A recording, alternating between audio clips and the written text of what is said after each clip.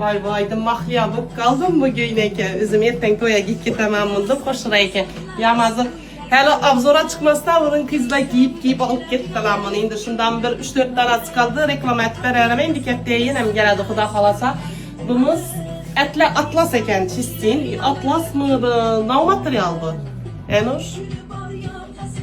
Kupro. Atlas mı? Ne dediler bunu? İş kılıptım. Hezdik eken materyalı. Zor. Peki paplinemiz?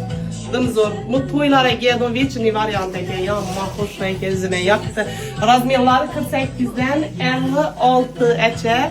58'den boladı. Razmiyarlar gelerinde yama hoşuna eken. Toyda bir tane bu bir İslam'ın milli bolup. Taşkent'te görgelim de özümüne kampotok kaldımdan. Ben bir pul tapılım kamaraydı kaytıp geldim akır şunu amaka. Bahalarından zor baha koyup veremem sizlere. 450'de 380-370 sat ama sizlere 300 bin sondan koydum.